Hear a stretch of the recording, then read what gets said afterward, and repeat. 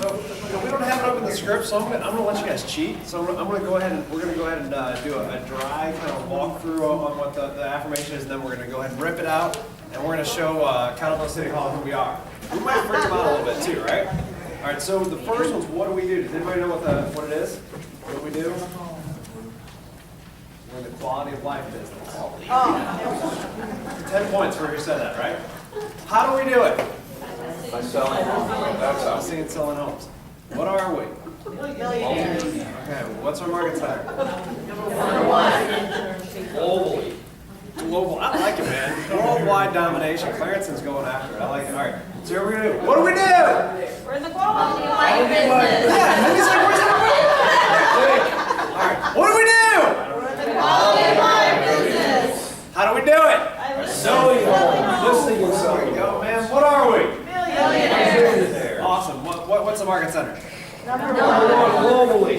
Globally. I love it, man. I love it. Hey, go to town.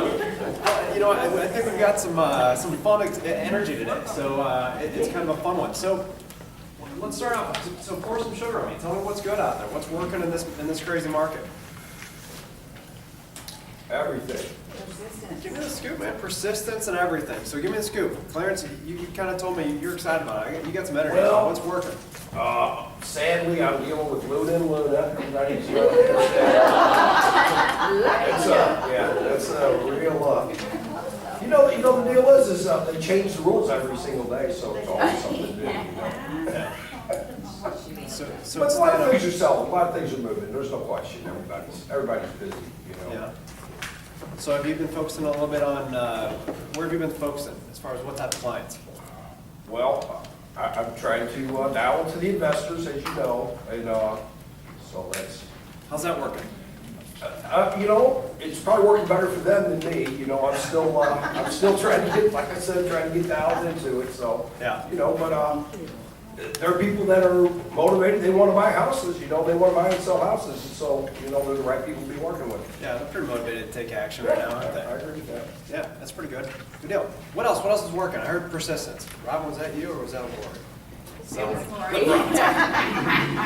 So Laura, what's persistence? You know, just keeping at it and not letting anybody slip through the cracks or feel unloved per se. So, Yeah. you know, you got a handful of opportunities, which are prospective buyers or sellers. You just can't send them or shoot them out one email or leave them one voicemail and expect it to materialize. You have to keep Yeah. at it, and then they become more loyal.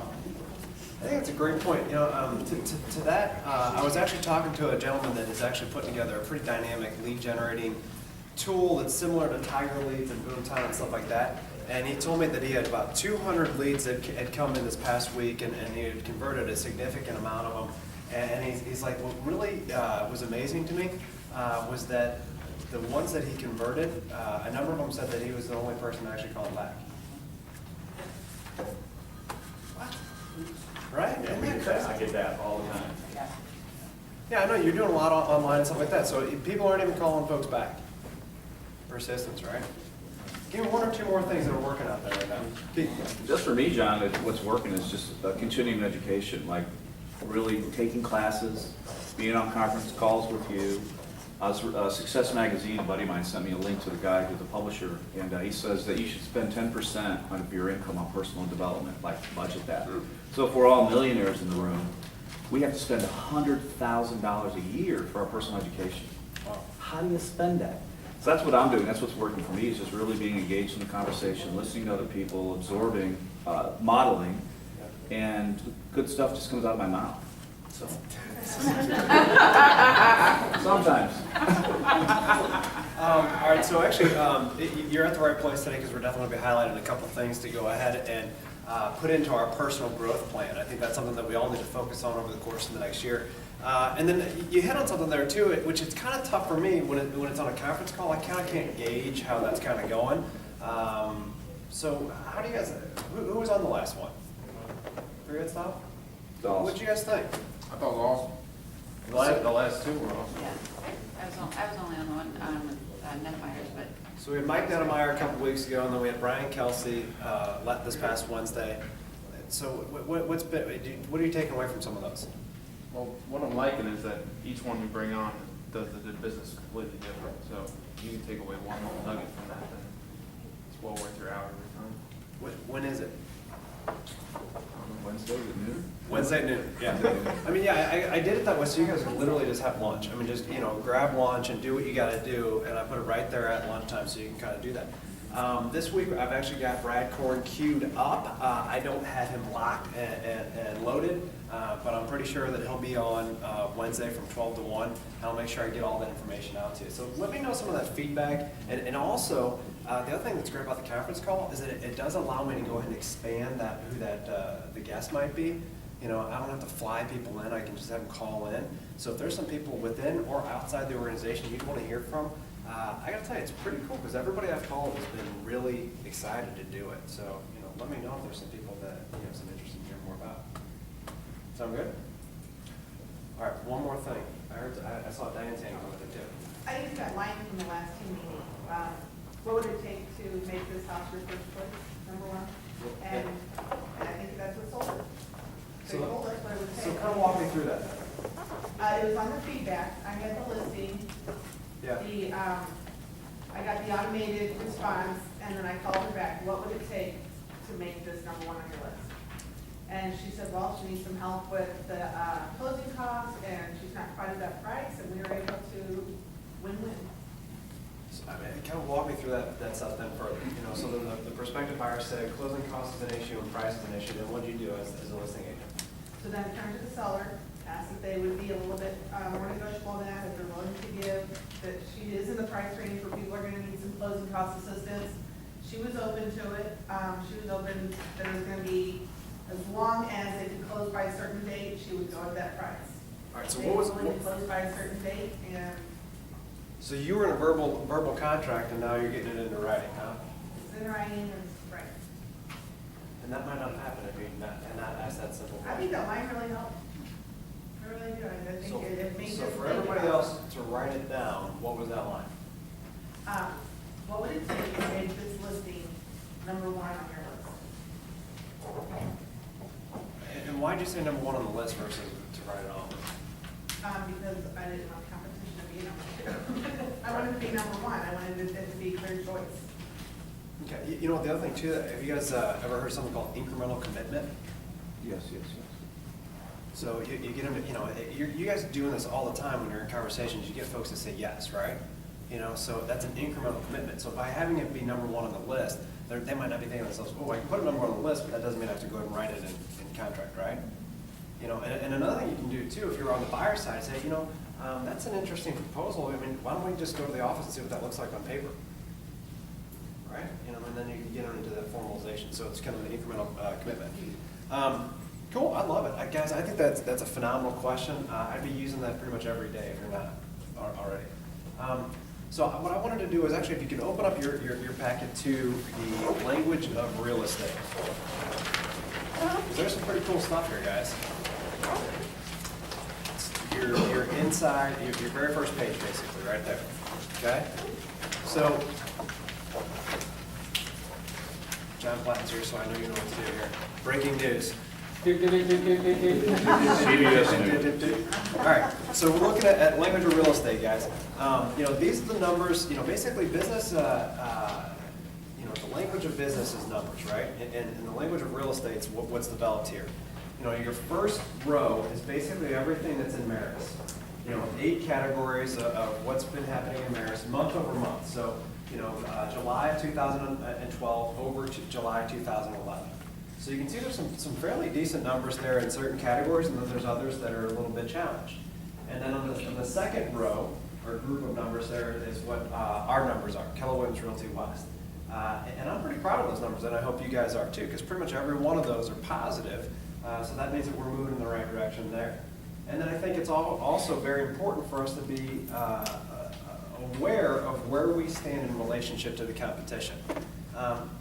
There's a handful of numbers that kind of point out to me, that stick out to me, and I want to ask you what kind of sticks out to you, but let's look at that first group of numbers there. So in Maris, how did the closed units do? All of Maris went up, didn't it? Went up 21%. So, what does that tell you? What's going on there? people are buying, pent-up demand. I mean, I think that that's a fairly decent indicator, right? In the entire market, there's 21% more transactions. By the way, let's think about this. How many agents do you think? Do you think there's 21% more agents than there were a year ago? I mean, so our transactions per agent should probably be up, don't you think? By the way, we're up 23%, so I'm very proud of that. You guys are outpacing the market in that category there. Another interesting number here in Maris. How's listings taken? Units. Where's that at? Down 14. Down 14%. So what does that mean? People are concentrating on getting their listings on the Yeah, maybe they're working with all those buyers. That's what it says to me, there's a lot more buyers, yeah, spike in buyers. More people are buying now, lower inventory. More people are buying and lower inventory. Yeah, I gotta tell you, what that means to me is that the inventory is going down, right? Inventory is getting less and less. Now, what have we been focusing on? And I'm gonna go ahead and tell you guys to just almost get nauseous. What have we been focused on in the market center? What's 501? Listings, right? So let's go look at our listing. I mean, how are we doing there? Listings taken. Up 48%. So the listings taken in our own organization is up 48%. I mean, is that pretty powerful? I mean, to me, that tells me, what you focus on expands, right? I mean, I think that's extremely powerful. And I put that up against the competition, and we're outperforming the market by 62%. Guys, this is something I write down on the bottom of this page. You guys are dominating and controlling the market. You guys are starting to control the market. So if the competition's listing inventory is going down and your inventory is going up, what does that mean? What you just said. You're dominating the market. Yeah, you guys are. I mean, you guys are controlling it, right? But now what else happens there? What happens to market share? Yeah, your guys' market, I mean, honestly, your market share would increase just if you held steady, but you're not. You're outperforming in a massive way here. So that's a pretty cool deal, right? So your market share is starting to increase there as well. How could that help you guys out? Easier to take listings. Easier to take listings, right? I mean, it's not Keller who, is it? It's Keller wow. I mean, according to this. I mean, geez, I mean, seriously. I'm pretty sure, 2.5 years ago when I started, these weren't numbers that we had, right? I mean, I think these are some pretty powerful things. I think there's a lot of other numbers on here that tell a tremendous story. And guys, it's one of the things that I'm going to continue to go ahead and try to deliver and package to you in such a method that you guys can go ahead and deliver to your clients. But here's what I need from you guys, and I'm going to hold you accountable to this every team meeting. I need to know how you guys are using these numbers. Tell me how you're using them in a listing conversation. Tell me, how are you working with a buyer? How are you proving your validity? I mean, this is what this is doing for you guys. It's sharing with you the ideas and strategies that you guys are putting into play are working right now. And that's what this piece of paper says. So if I was brand new in the industry, this thing would be in my back pocket every single day. If I was, a 30-year veteran, this thing would be in my back pocket every single time. Right? So give me one thought. When do you think you can go ahead and get these out? Where could you use these numbers?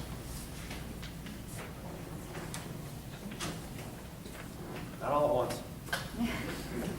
Listing appointments, lead generating, a lot, anywhere. Your elevator speech. Your elevator speech. Guys, if I were to do one thing, because there's a lot of numbers on there, if I were you guys, take one of those numbers that really speaks to you. What's the one number that really, really speaks to you, and memorize it.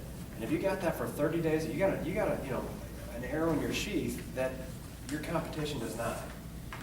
And that's what I'd be delivering to all your prospective clients. So, to dive further into that, I'm going to continue to ask you this, and I would put this question down right next to the one that Diane shared with us earlier, is what am I going to do over the next 30 days to increase my listing inventory? Why are we continuing to focus on this?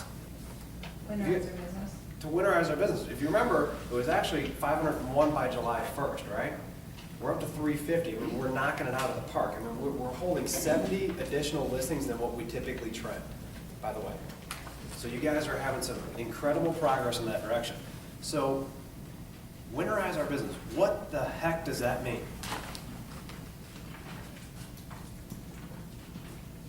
Competition's inventory is over here. How are they gonna do selling those homes that they don't have? Probably not too good. They don't have the homes, guys, right? So the idea is that with the more inventory you've got, the better opportunity you've got for cash flow. Now, with listing inventory, does that maybe create some other opportunities there as well? Not just that transaction? One of the things that I heard a lot about on the last call with Brian Kelsey, and he hadn't shared this, by the way, before, it was, he was talking about fast sales cycles. You remember what that was? What he meant? Not specifically, but I remember him bringing up, the big thing I got out of his thing is being a master of the interview, but fast sales cycles. Okay, so, which I love that, by the way, the master of the interview. So his fast sales cycles, you know, basically I asked him if over the next 30 days, I wanted to add 10 more listings to my inventory, what would I do? He's like, John, you gotta go look at your fast sales cycles. I'm like, all right, what does that mean? Fast sales cycles for him was for sale by owners and expireds. And one other thing, which he never, in all my conversations with him, I've never heard him say this before. Attorneys or something like that? No? Open houses. Open houses. Yeah, so basically he was saying if you're a hunter or huntress, go ahead and get on that phone, go ahead and knock on that door for sale by owners and expireds. If you're going to be a gatherer, then basically plant yourself at a home where people are going to come to. So, you know, the immediate thought might be, well, if it's an open house that buyers are coming to, how does that help my listing inventory? Anybody care to Because they're share? interviewing you. Yeah, one, they're interviewing you. They might have something to sell. They might have something to sell. Yeah, if I'm sitting in a $300,000 property, that's likely not a first-time home buyer, right? Or above. So, I mean, that's a backdoor listing, what I would call it. I mentored under Brian when I got into the business years ago, Mm-hmm. and he used to send us on the weekend, he would give us like assignments, and one of them was to go into 5 open houses on a Sunday, and then write down everything that you asked them. He said, I don't care if you stumble through it. He said, I just want you to get as much information as you can, come back. We do the same with expireds and FISBOs, all that kind of stuff, for sale by owners, anything. And just get as much information, then he would show you how to use that, you know, to move forward and try to get the listing. It Yeah. was wonderful. I mean, it was scary when you're just getting into the business, but it was a good. I mean, one of the ahas that I got from him is that he kills them with information. I mean, he overloads them with information to position himself as the expert. I mean, almost to the point where they're paralyzed with all this information. They're like, you know what, I'm just gonna default to. You know, so that's a pretty good idea, I mean, it works. Yeah. And, you know, there's an agent in our organization that has a phenomenal job with open houses. And not only just open houses, but Cassie, you've been purposeful about positioning yourself to focus all of your resources on things that are helping your dollar per unit go up. I mean, significantly. It's somewhere in the neighborhood of about $100,000. So without further ado, I'd like to have you up and maybe interview a little bit. Is that all right? Yeah, that's All good. right, let's get it.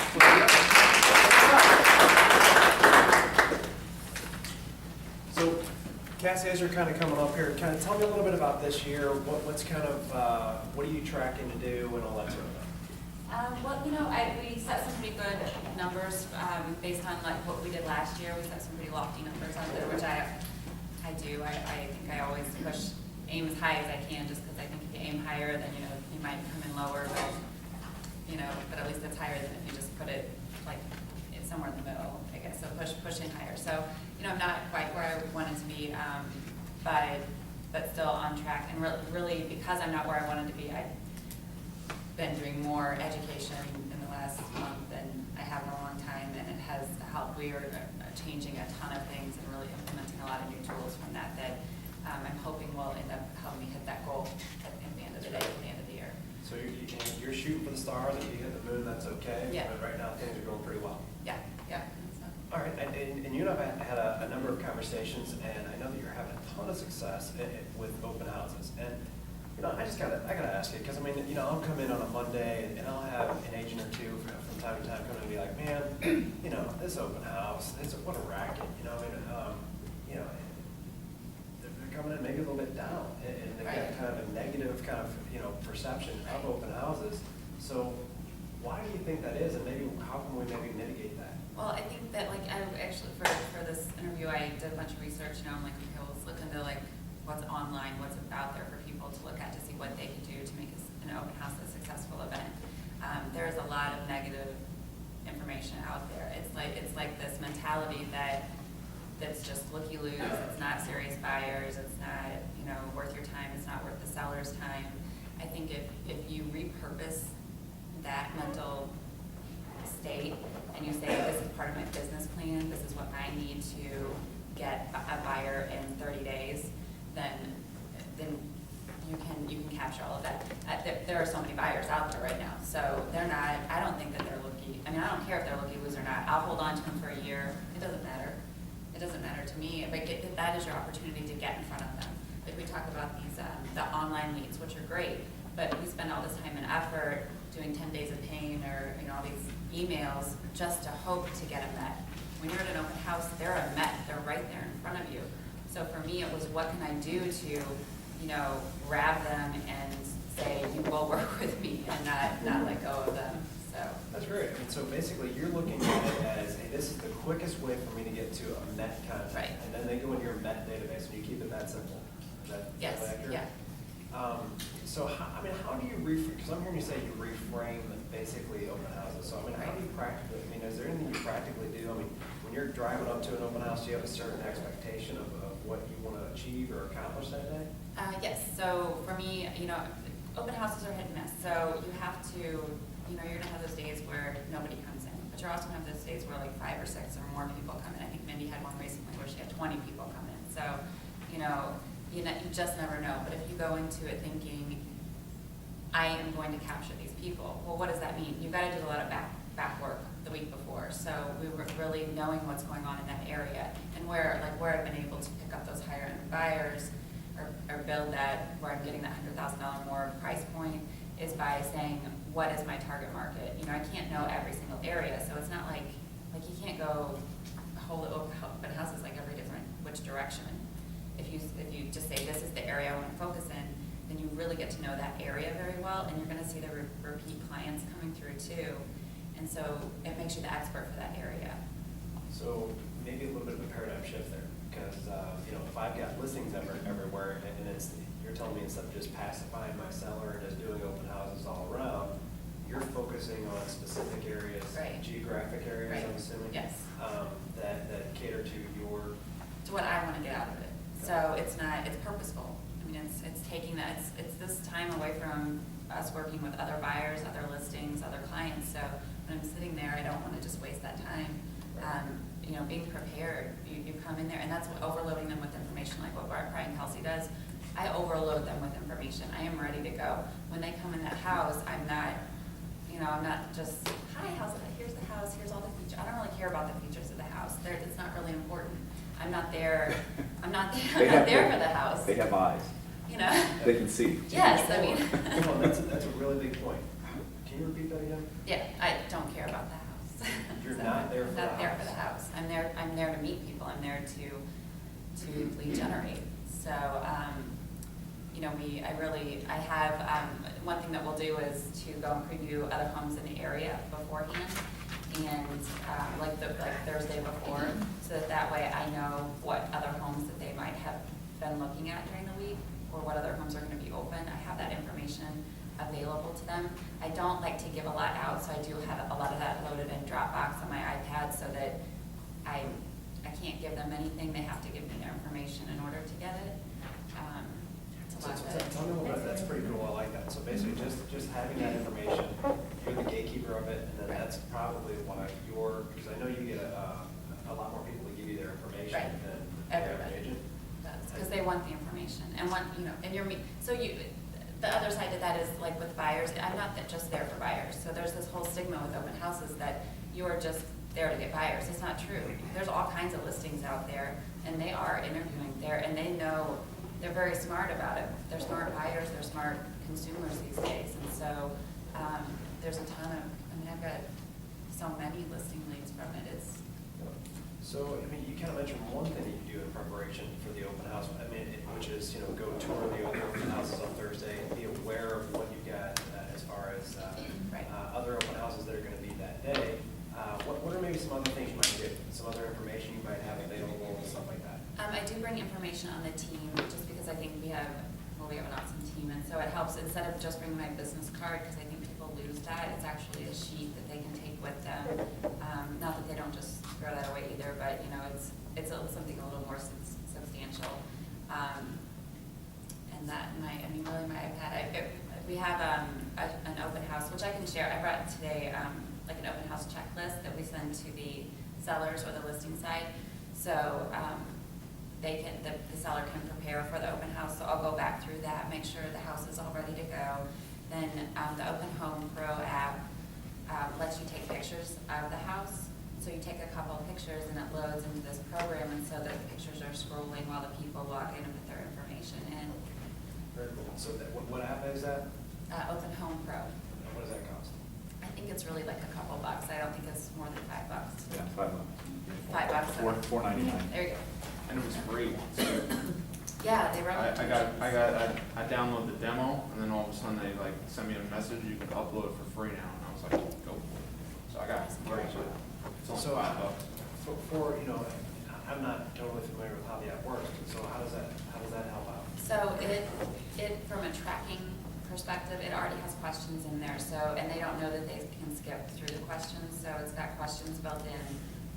That's like, you know, do you have a home to sell? How long have you been looking? Those general questions. And then it asks for their phone number, their email address. And then it has a section where you can go back in and put notes about the buyer after you've had your conversation with them. It also automatically sends out a thank you for coming email. So, you know, you're immediately, by the time they get home, they already have an email.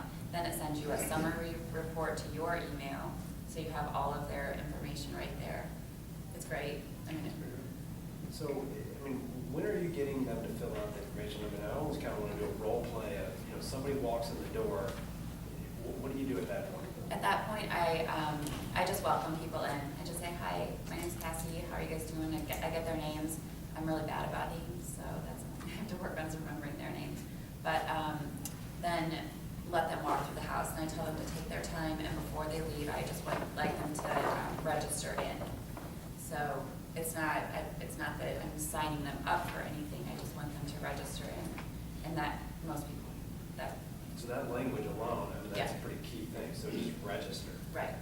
And I think, you know, when you have an app, that's probably more formal than just, you know, registering on a piece of paper. Yeah, you know, and they look, they're like, oh, that's cool, you know. So there's novelty to it too. Yeah. For $5, it's probably worth it. Yeah, it's definitely. Okay. So, you know, basically they're looking around, and do you kind of hide in the kitchen, or what are you doing there? I do. I stay in the kitchen for a little bit, but I will especially depending on the size of the house, I'm gonna go upstairs and check with them, because it's a security issue. I don't want, you know, anything happen to the house. And just check in with them, all very casual, not pushy, not just if you have any questions, let me know. And at some point though, you do wanna make sure that you let them know you're not the listing agent. Because say they are interested in that house, the last thing you want to do is you're the one that met them there. You don't want them to just pick up the phone and call the listing agent back. And by that, I mean sometimes I do open houses for other listing agents too, not just our own inventory. So, you know, make it very clear somehow in the course of the conversation that you're a buyer's agent, you're a buyer specialist, that you can provide them comps on any home that's out there.